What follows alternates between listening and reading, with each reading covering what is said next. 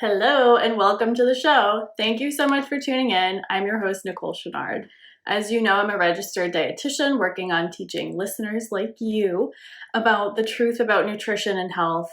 In this episode, I will be discussing emotions and how they are frequently tied to daily decision making, health, and of course, the not so healthy choices you make that frustrate you day after day.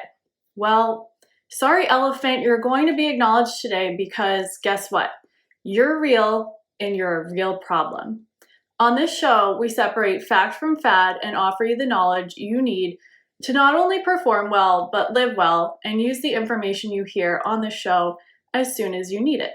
There's no cost to listening to the show, so the best way you can pay it forward or compliment us is to download, like, share, and write a review.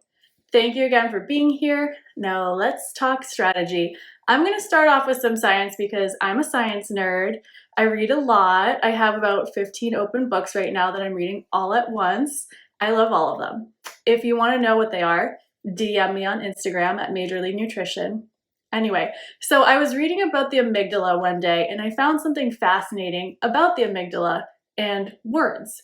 You might think words are boring, but my father is a retired Army linguist, and I grew up learning the importance of words, language, intonation, listening carefully, and of course, that one should always chit-chat with waitresses and ask them if they take New Hampshire dollars when paying the bill. No. Not that last part.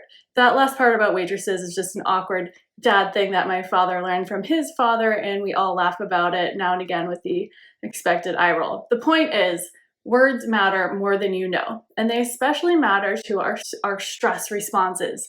There was a study published in 2007 by researchers at UCLA called Putting Feelings into Words. Affect labeling disrupts amygdala activity in response to affective stimuli. This makes sense because the amygdala is the part of the brain that processes emotional stimuli. And for those of you who love visuals, the name is derived from the Greek word for almond. So we can assume this brain part is almond shaped. Psychiatrists and psychologists, please correct me if I'm wrong, but how convenient. We all know what an almond looks like.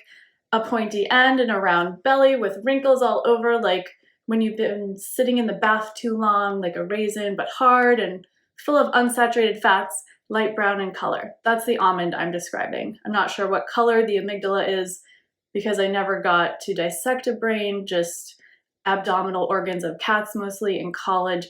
The amygdala is a paired structure though, with one piece on each side of the brain, and it's mostly known for its emotional regulation and memory processing functions.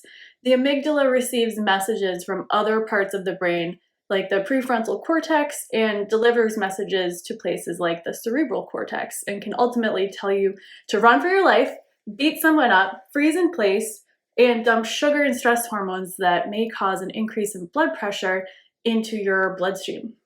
Now that you can picture that almond-like amygdala in the brain, and you know a little bit about what the amygdala does at work every day, let me tell you why the findings of this research study I referenced earlier are so great. If you are someone or know someone who tends to hold things inside, like being angry, frustrated, sad, or annoyed, you can use these simple tools to help them or yourself get over intense emotions and disrupt emotional response overload more quickly, kind of like disarming an alarm that shouldn't go off or goes off at inappropriate times. Picture a time when you or someone you know has blown up in a fit of anger and yelled at someone who totally didn't deserve it.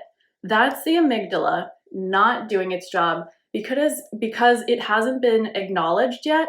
It's like a dog peeing on your purse or your nice leather shoes, or a child tearing up thousands of pieces of toilet paper for you to clean up because you were on the phone for 5 minutes too long. It will wreak havoc on your stress response system until you do this.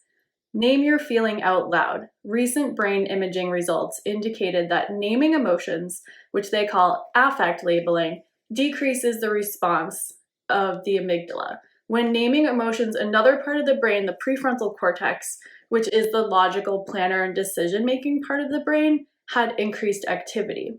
What this translates to is when someone pisses you off, like cuts you off in traffic or sends an annoying email, if you literally say the words out loud, I feel annoyed, your system will become less emotional and more logical, and you will be able to get through your day with more ease and less stress. So next time you feel your blood pressure rising or your heart pounding or your fist clenching, use this experience as an opportunity to acknowledge your amygdala. And if this advice helps you avoid getting a speeding ticket, feel free to leave that wonderful comment in the show comments, which will help us bring you more helpful tips to make your day better.